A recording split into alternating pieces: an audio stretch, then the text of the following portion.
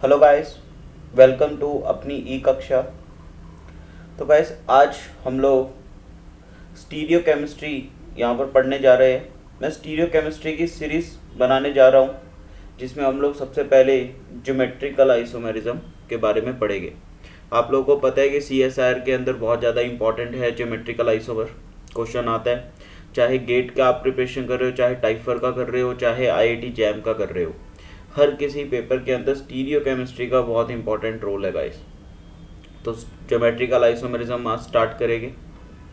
This is my Unacademy profile guys. Unacademy पे अगर मुझे आप लोग ज्वाइन करना चाहते हैं तो ज्वाइन कर सकते हैं। दिस इज़ एंड कोई अगर प्लस कोर्स लेना चाहते हैं तो उसमें ये मेरा रेफरल कोड है, प्लस कोर्स भी ले सकते हैं। क्लियर? चलिए तो स्टार्ट करेंगे आज ज्योमेट्रिकल आइसोमेरिज्म से।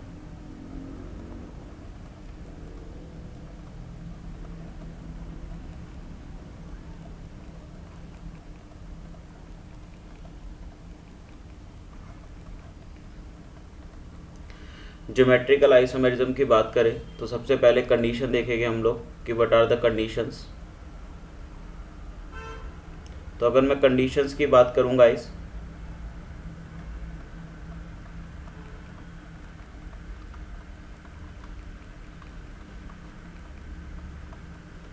तो कंडीशंस क्या होती है। पहली कंडीशन में लिखूंगा कि कम से कम हमें मॉलिक्यूल में ऐसे दो सेंटर देखने हैं, ऐसे दो एटम देखने हैं जिनके बीच में रोटेशन टोटली क्या हो, रेस्ट्रिक्टेड हो, मतलब रोटेशन हो ही नहीं सकती। क्लियर? तो पहली कंडीशन क्या गाइस कि हमें दो एटम या उन्हीं एटम को हम लोग सेंटर भी बोलते हैं, या दो सेंटर किसी मॉलिक्यूल में ऐसे देखने हैं जिसमें रोटेशन पॉसिबल नहीं है। तो इसको ऐसे लिखेंगे हम लोग कि at least any two atoms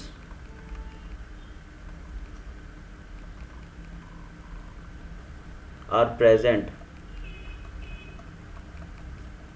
about which rotation is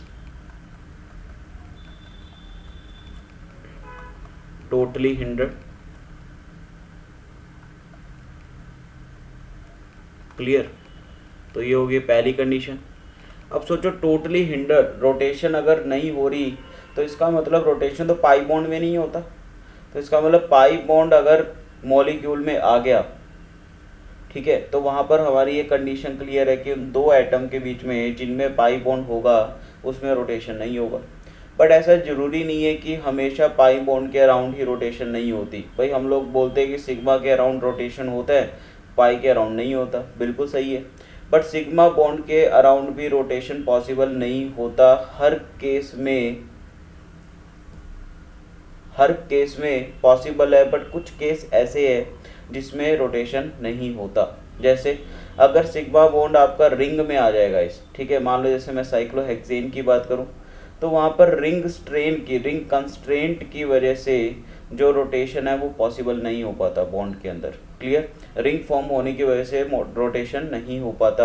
हाँ, अगर कोई सिग्मा बॉन्ड विदाउट रिंग है तो वहाँ पर रोटेशन पॉसिबल होगा, बट अगर वो रिंग के अंदर अटैच है तो नहीं होगा। क्लियर? बट ये जो रिंग वाली कंडीशन है ये कब कितने रिंग तक वैलिड है? 3 से लेके 7 रिंग तक। ये हम लोग आगे वाली सीरीज आने वाले लेक्चर्स में हम लोग इसके बारे में डिस्कस करेंगे। आफ्टर दैट सेकंड जो कंडीशन है गाइस वो है कि जो बोथ एटम्स, दोनों जो एटम है जिनके बीच में रोटेशन रेस्ट्रिक्टेड है, तो both atoms have two bonds. ठीक है, अगर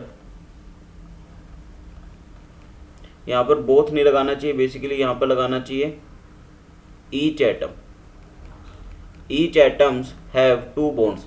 मतलब जिन दो एटम्स के बीच में रेस्ट्रिक्शन है रोटेशन का, हर एक एटम के पास दो बॉन्ड होगा। ठीक है, या हो सकता है एक बॉन्ड एक लोन पेयर भी हो जाए। तो each atoms have two bonds. ठीक है, एंड अगर एक के पास दो है तो दो के पास चार हो गए। तो and all the four bonds lie in the same plane। भाई चारों के चारों बॉन्ड सेम प्लेन में ही लाई करने चाहिए। क्लियर? अगर प्लेन डिफरेंट हुआ तो फिर जीआई नहीं होगा। क्लियर है?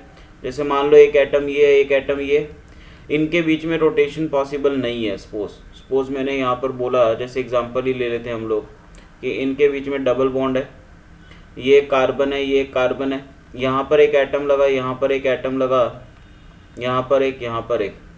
तो देखना गाइस, मैंने बोला कि एक कार्बन एटम, जिन दो कार्बन, मतलब कार्बन जरूरी नहीं है कार्बन हो, जिन दो सेंटर्स के बीच में रोटेशन पॉसिबल नहीं है, हर एक उस एटम के साथ दो बॉन्ड होने चाहिए, जिसमें एक बॉन्ड हो सकता है, एक लोन पेयर भी हो सकता है। तो वो जो चारों बॉन्ड्स है, ये देखो, ये चारों के चारों बॉन्ड्स यहाँ पर एक ही प्लेन में लाई कर रहे हैं, तो इसका मतलब ये सेकंड कंडीशन फुलफिल हो रही है। तो आप लोग को सेकंड कंडीशन बिल्कुल क्लियर हो गई होगी। अब थर्ड कंडीशन क्या है गाइस, कि with respect to each carbon, with respect to each carbon, both the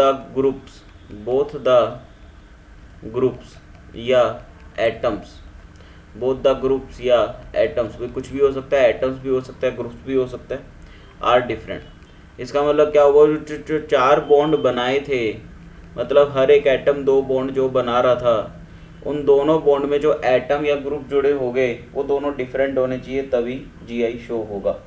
तो ये जो तीन कंडीशन है गाइस, ये तीनों कंडीशन अगर फुलफिल करती है किसी मॉलिक्यूल में, तो हम लोग बोलते हैं कि वो मॉलिक्यूल जीआई शो करेगा। और अगर तीनों में से कोई एक भी नहीं करती तो हम लोग बोलेंगे कि जीआई शो नहीं करेगा। क्लियर?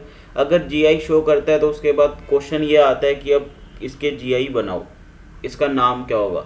ठीक है, नाम क्या होगा उसको, मतलब सिस ट्रांस बोलेंगे, सिन एंटी बोलेंगे, ई जेड बोले, कैसे बोलेंगे वो देखेंगे हम लोग आने वाली क्लासेस में। तो हम लोग एक एक करके पढ़ेंगे। तो सबसे पहले हम लोग यहाँ पर मॉलिक्यूल्स जो कि जीआई शो करते हैं उनकी कैटेगरी देखेंगे। तो पहले केस 1 ले रहे हैं।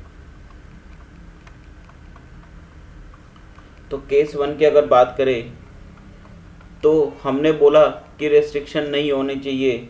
तो पहले तो मैं ऐसे मॉलिक्यूल्स ले लेता हूँ जिनमें पाई बॉन्ड प्रेजेंट है।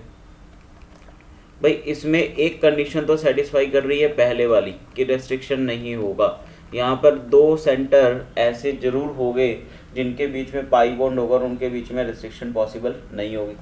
अभी जो पाई बॉन्ड कंटेनिंग मॉलिक्यूल है इसके अंदर भी काफ़ी सारे केस बन जाएंगे, जैसे कार्बन कार्बन, जैसे मान लो आपसे पूछ लिया कार्बन नाइट्रोजन, ठीक है, जैसे आपसे पूछ लिया नाइट्रोजन नाइट्रोजन, जैसे आपसे पूछ लिया ऑक्सीजन ऑक्सीजन। क्लियर? तो ये चार केस बनेंगे। ये जो कंपाउंड्स होते हैं, ये जो मॉलिक्यूल्स होते हैं जिनके अंदर एन बॉन्ड आता है, इन कंपाउंड्स को बोलते हैं एजो कंपाउंड्स। क्लियर? इन कंपाउंड्स को क्या बोलते हैं? Azo compounds. क्लियर? चलिए एक एक करके देखते हैं कैसे। तो पहला केस ले रहे हैं अपने carbon double bond carbon system, ये वाला सिस्टम हम लोग इसकी बात करेंगे। क्लियर? तो अब मैंने मान लो एक केस में यहाँ पर एग्जांपल ले रहा हूँ, ठीक है। मान लो मैंने लिए कार्बन डबल बॉन्ड कार्बन, यहाँ पर मैंने लगा दिया ए, यहाँ पर बी, यहाँ पर ए, यहाँ पर बी। अब देखो पहले तो तीनों कंडीशन चेक करना सीखो। क्या यहाँ पर दो एटम आपको दिख रहे जिनके बीच में रोटेशन पॉसिबल नहीं है? बिल्कुल दिख रहे मुझे, ये वाला और ये वाला, ये दो एटम्स है जिनके बीच में रोटेशन नहीं है गाइस। दूसरी कंडीशन क्या थी कि जो हर एक एटम दो बॉन्ड बना रहा होगा और दोनों एटम जो है या ग्रुप्स है वो डिफरेंट होने चाहिए। देखो दो बॉन्ड बना रहे हैं और दोनों एटम डिफरेंट भी है। और अगर मैं देखूं तो ये sp2 है, तो इसका मतलब सारे के चारों बॉन्ड ये प्लेन के अंदर भी है। तो इसलिए मैं बोलूँगा यहाँ पर तीनों कंडीशन फुलफिल हो रही है, इसका मतलब ये जीआई शो करेगा। तो यहाँ पर मैं लिख देता हूँ इसके अंदर कि जीआई शो करेगा। अब अगर जीआई शो करेगा तो क्वेश्चन उठता है इसके कितने ज्योमेट्रिकल आइसोमर बनेंगे, कितने ज्योमेट्रिकल आइसोमर बनेंगे। क्लियर? तो याद रखना ज्योमेट्रिकल आइसोमर बनाने के लिए अपन को क्या देखना है कि एक मॉलिक्यूल में जितना जीआई का एरिया होगा गाइस, एक मॉलिक्यूल में जितना जीआई का एरिया होगा उतना ही डिफरेंट स्ट्रक्चर बनेगा। क्लियर? जैसे यहाँ पर जीआई का अगर मैं एरिया बोलूँ तो जीआई का एरिया एक है यहाँ पर, मतलब एक carbon carbon double bond system है तो इसका एक ही अलग स्ट्रक्चर बनेगा, मतलब टोटल स्ट्रक्चर कितने हो गए? 2। तो बनाना कैसे? अगर इसका स्ट्रक्चर बनाऊँ तो मैं भाई इसका स्ट्रक्चर बनाऊंगा तो ये कुछ इस तरह से बनेगा। क्या करो, एक साइड तो पोजीशन सेम रख दो और दूसरी साइड उठा के क्या कर दो, चेंज कर दो। भाई एक साइड सेम रख दो, दूसरी साइड चेंज कर दो, तो देखो दो अलग अलग बन गए। क्लियर है, दो अलग अलग बन गए। अब नाम कैसे देते हैं, देखो ये दोनों एटम या ग्रुप सेम साइड पर है। अगर कोई दो एटम सेम साइड पर या ग्रुप सेम साइड पर आ जाए तो उसे बोलते हैं सिस। और अगर यदि कोई सेम एटम या ग्रुप डिफरेंट साइड पर आ जाए, मतलब अपोजिट साइड पर आ जाए, तो उसे बोलते हैं ट्रांस। क्लियर। तो सिस ट्रांस कब यूज़ करना है, कैसे यूज़ करना है, आपको समझ आ गया। क्लियर। अभी हम लोग और एग्जांपल भी देखेंगे जिससे कन्फ्यूज़न ना हो। जैसे मान लो मैंने यहाँ पर ले लिया, यहाँ पर ए, यहाँ पर बी, यहाँ पर ए, यहाँ पर डी। क्लियर। क्या ये जीआई शो करेगा? सबसे पहले तो ये देखो कि जीआई शो करेगा या नहीं करेगा। भाई ये जीआई शो करेगा। ठीक है, यहाँ पर मैं लिख देता हूँ इट शोज जीआई। क्यों? भाई सारी कंडीशन फॉलो कर रहा है। अब आता है इसके अंदर स्ट्रक्चर क्या क्या बनेंगे। तो अगर मैं स्ट्रक्चर्स बनाऊँ इसके, मतलब कितने जीआई बनेंगे, तो देखो कैसे होगा। पहला तो मैंने क्या बोला कि एक वाले कार्बन में जिस पोजीशन पर एटम रखे वैसे रख दो, दूसरे वाले कार्बन से चेंज कर दो, मतलब डी ऊपर आ गया और ए यहाँ पर आ गया। ठीक है, एक तो ये बना। ठीक है, और एक एज इट इज इसको पहले वाले को ही लिख दो। भाई एक पहले वाले को ही लिख दो। ठीक है, तो ये देखो ये दो बन गए, ये दो बन गए गाइस। क्लियर। तो यहाँ पर देखो क्या सेम एटम अपोजिट साइड पे आ रहा है, तो इसको बोलते हैं ट्रांस। और जब सेम एटम सेम साइड पर आ जाए तो इसे बोलते हैं सिस। क्लियर, इतना क्लियर। चलिए थर्ड देखते हैं, थर्ड एग्जांपल। जैसे मान लो इस बार केस ऐसा आ गया कुछ कि मान लो यहाँ पर ए, यहाँ पर बी, यहाँ पर डी और यहाँ पर ई। अब यहाँ पर अपन को बताना है कि जीआई शो करेगा नहीं करेगा। तो यहाँ पर शो करेगा बिल्कुल, ये भी जीआई शो करेगा। अब मुझे इसके अगर स्ट्रक्चर बनाने हैं, मुझे अगर इसके स्ट्रक्चर बनाने हैं तो स्ट्रक्चर कैसे बनाएंगे देखना। पहले तो एज इट इज यही लिख दो। एक तो स्ट्रक्चर यही हो गया जो ऊपर क्वेश्चन में दे रखा था, भाई जीआई शो कर रहा है तो एक तो यही हो गया। और दूसरा क्या बनाना है, भाई एक साइड कार्बन के एटम जो है, कार्बन के साथ जो एटम अटैच है उनको एज इट इज रखो और दूसरे वाले की पोजीशन को चेंज कर दो। बट यहाँ पर इस बार सिस ट्रांस का नेमिंग नहीं करेंगे। क्यों? क्योंकि सिस ट्रांस जो है वो तभी बोला जाता है जब सेम एटम सेम साइड पर हो या सेम एटम डिफरेंट साइड पर हो। यहाँ पर अगर मैं देखूँ तो एटम सेम है ही नहीं, चारों एटम्स क्या डिफरेंट है गाइस। तो यहाँ पर सिस ट्रांस नहीं बोलते। इसका मतलब नोट डाल के हम लोग क्या लिखेंगे कि इफ 4 atoms या groups, if 4 atoms या groups are present, then in that case cis and trans are not possible। Clear. अब इसको कैसे देखेंगे ये हम लोग आने वाली वीडियोस में देखेंगे कि इसके लिए एक अलग से नोमेनक्लेचर आया ई एंड जेड वाला, तो वो कैसे देखते हैं वो हम लोग आने वाली वीडियोस में देखेंगे। चलो क्लियर, इतना क्लियर है गाइस। अब देखते हैं second system, that is the carbon nitrogen system. Carbon nitrogen system, इसका एग्जांपल लेते हैं। जैसे मान लो मैंने लिया कार्बन नाइट्रोजन। अब आपको तो पता ही है नाइट्रोजन एक 3 बॉन्ड बनाता है और उसके पास एक लोन पेयर होता है। क्लियर। और यहाँ पर मान लो मैंने लिख दिया ए बी। तो यहाँ पर सबसे पहली बात तो नोट डाल के मैं आपको क्या लिखवाना चाहूँगा, नोट डाल के बड़ी इंपॉर्टेंट बात यहाँ पर हम लोग लिखेंगे।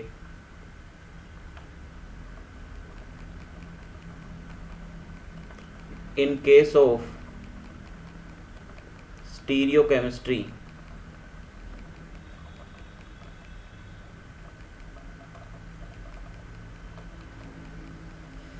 lone pair is considered as group या एटम।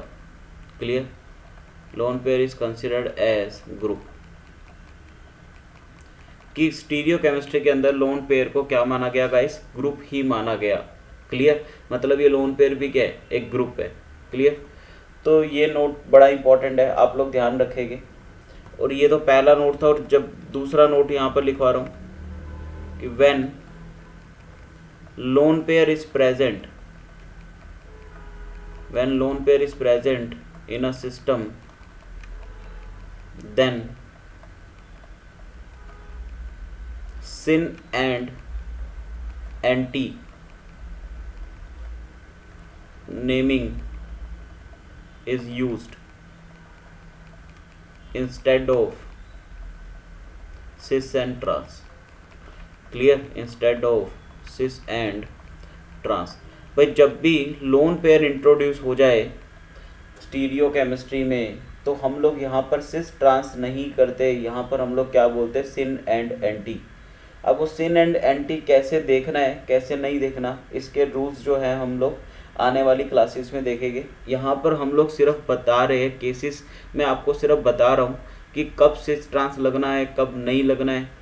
हर टाइप के सिस्टम में, पाई बॉन्ड में कितने टाइप के सिस्टम है और किसमें कैसे कैसे अपने को जीआई देखना है। क्लियर गाइस, तो basically this is the introduction class. Clear, चलिए तो यहाँ पर ये, अब यहाँ पर बताओ ये जीआई शो करेगा या नहीं करेगा। तो देखो इस कार्बन साथ दोनों एटम या ग्रुप डिफरेंट है, यहाँ पर भी दोनों एटम या ग्रुप डिफरेंट है, तो इसका मतलब मैं बोलूँगा ये जीआई शो करेगा, जीआई शो करेगा। और स्ट्रक्चर कैसे बनाएंगे, इस साइड वाले को सेम रखो और इस साइड वाले लोन पेयर को नीचे ले और एक को ऊपर ले जाओ, तो दो अलग अलग बन गए। क्लियर, क्लियर है गाइस। अब थर्ड केस हम लोग करेंगे नाइट्रोजन सिस्टम। और ऐसे सिस्टम को हम लोगों ने स्टार्टिंग में भी मैंने बोला आपको कि ऐसे टाइप को सिस्टम को हम लोग एचओ कंपाउंड्स बोलते हैं, जिनके अंदर नाइट्रोजन डबल बॉन्ड नाइट्रोजन आता है। क्लियर, तो देखो यहाँ पर जैसे मान लो मैंने एन डबल बॉन्ड एन करा, आपको तो पता है ये नाइट्रोजन जो है वो ग्राउंड स्टेट में 3 ही बॉन्ड बनाता है। ठीक है, तो एक ये लोन पेयर हो गया, एक इधर लोन पेयर हो गया, और इधर मान लो मैंने रख दिया ए एटम। क्लियर, तो यहाँ पर तो जीआई होना ही होना है, 100% यहाँ पर जीआई होना ही होना है। क्यों, यहाँ पर देखो दो कंडीशन पूरी फुलफिल कर रही है आराम से। कैसे भाई, तीसरी को अपने को देखना पड़ेगा। दो तो बिल्कुल फुलफिल कर रही है, एक तो रोटेशन रेस्ट्रिक्टेड है सेंटर के बीच में, दो सेंटर्स के बीच में। दूसरी बात, दोनों एटम्स जो है या ग्रुप्स जो है जो अटैच है उस सेंटर्स के साथ, वो डिफरेंट होने चाहिए। तो यहाँ पर देखो दोनों ही डिफरेंट है, क्योंकि एक तो लॉन पेयर होगा और एक कोई एटम या ग्रुप होगा, तो वो हमेशा ही डिफरेंट होगा गाइस, कभी सेम तो हो नहीं सकते, क्योंकि दो लोन पेयर नाइट्रोजन पे आ नहीं सकता। तो दो कंडीशन फुलफिल है। बस हमें इस वाले केस में ये चेक करना है कि क्या ये प्लेनर है या नहीं है। तो ये प्लेनर है, चारों आपस में बोर्ड के प्लेन में लाई कर रहे हैं, तो इसका मतलब ये क्या है, जीआई शो करेगा। तो यहाँ पर लिख देते कि इट शोज जीआई, ये जीआई शो करेगा। और अब जीआई शो करेगा तो अपने को क्या बनाना होता है, स्ट्रक्चर बनाना होता है। तो यहाँ पर स्ट्रक्चर के लिए कोई सिंपल सा रूल, ठीक है, सिंपल सा रूल है वही वाला जो हम लोग पहले केसेस में करते आए हैं कि इस साइड वाले को तो एज इट इज रख दो, ठीक है, और इस साइड वाले को चेंज कर दो। क्लियर, तो एक तो ये बन गया, एंड दूसरा उठा के पहले वाला सेम रख दो। क्लियर, पहले वाला सेम बना दो। क्लियर है गाइस। अब मैंने आपको पीछे याद हो, आपको पीछे आपको मैंने बताया था जब भी सिस्टम में लोन पेयर प्रेजेंट हो जाए तो हम लोग सिस ट्रांस नहीं बोलते, क्या बोलते हैं, सिन एंड एंटी। ठीक है, तो सिन का मतलब सेम साइड, जब भी लोन पेयर सेम साइड हो गए तो हम लोग बोलते हैं सिन, और जब भी लोन पेयर अपोजिट साइड में हो गए तो हम लोग यूज़ करते हैं वर्ड एंटी। क्लियर, तो यहाँ पर कोई रूल नहीं है, यहाँ पर सीधा सा सिंपल सा रूल है, लोन पेयर सेम साइड पे होगे तो सिन होगा, लोन पेयर डिफरेंट साइड पे होगे तो एंटी होगा। बट हाँ, कार्बन नाइट्रोजन वाले सिस्टम में हम लोग आगे वाली क्लासेस में देखेंगे कि कैसे हम लोग उनका नेमिंग करेंगे। क्लियर, आफ्टर दैट जो नेक्स्ट केस है O double bond O system. अब अगर देखा जाए तो यहाँ पर बच्चा कंफ्यूज रहता है कि सर ये कैसे जीआई शो कर देगा। भाई इसके पास 2 लोन पेयर होते हैं, ऑक्सीजन के पास 2 लोन पेयर होते हैं। तो अगर देखूं तो ये तो दोनों एटम, और मैंने बोला कि लोन पेयर को स्टीरियोकेमिस्ट्री में ग्रुप मानते हैं, तो दोनों ग्रुप ही सेम आ गए एक सेंटर पर, तो ये तो जीआई शो नहीं करेगा, बिल्कुल नहीं करेगा, ये जीआई शो नहीं करेगा। बट फिर भी मैंने यहाँ पर लिखा, तो इसका मतलब कुछ ना कुछ केस में तो करेगा। देखना अब क्या केस है। अगर मान लो कि मैंने ऐसे कर दिया, मैंने 2H+ इसके अंदर जोड़ दिए, जैसे ही मैंने 2H+ जोड़े तो क्या बनेगा देखना, क्या ये कुछ इस O के ऊपर पॉजिटिव चार्ज आएगा, एक लोन पेयर प्रेजेंट है और एक यहाँ पर आ गया हाइड्रोजन, इसके ऊपर पॉजिटिव चार्ज है, एक लोन पेयर यहाँ प्रेजेंट है और एक क्या आ गया हाइड्रोजन। तो जैसे ही ये वाली कंडीशन हुई तो अब यहाँ पर क्या बोलूँगा मैं, जीआई शो कर गया। क्यों भाई, देखो हर एक सेंटर के साथ दोनों एटम या ग्रुप जो है वो डिफरेंट है, क्लियर, दोनों एटम या ग्रुप डिफरेंट है। तो यहाँ पर भी क्या करेंगे हम लोग, अब इसके 2 स्ट्रक्चर बनेंगे, एक तो ये खुद होगा और एक इसमें क्या होगा, इस साइड में चेंज कर देंगे, लोन पे नीचे आ जाएगा, हाइड्रोजन ऊपर चला जाएगा, और नाम क्या रखेगी, सिन और एंटी। और यहाँ पर भी सिन और एंटी कैसे बताएंगे कि लोन पेयर अगर सेम साइड पे है तो सिन है, लोन पेयर अगर डिफरेंट साइड पे है तो एंटी है। Clear, is that clear guys, इतनी बात क्लियर है। चलिए, तो ये था हमारा पाई बॉन्ड के अंदर जीआई को कैसे देखते हैं, क्लियर। तो नेक्स्ट वीडियो में हम लोग करेंगे कि साइक्लोहेक्सेन, ठीक है, टेट्राहेड्रल, मतलब जितने भी जो रिंग वाले जो है, ठीक है, रिंग वाले जो स्पीसीज है उनके अंदर कैसे हम लोग जीआई को देखते हैं उसके बारे में देखेंगे। तो गाइस, वीडियो अगर आपको पसंद आई हो तो आप इसको ज़्यादा से ज़्यादा शेयर करें, चैनल को सब्सक्राइब करें, ठीक है, और हाँ, बेल नोटिफिकेशन को भी प्रेस कर ले गाइस, बिकॉज जैसे ही वीडियो कोई अपलोड होगी आपको सबसे पहले नोटिफिकेशन मिल जाएगा, clear. If in case you have any doubts guys then you can comment me, ठीक है, और मैं उसको रिजॉल्व करूँगा, clear guys. Okay, thank you very much.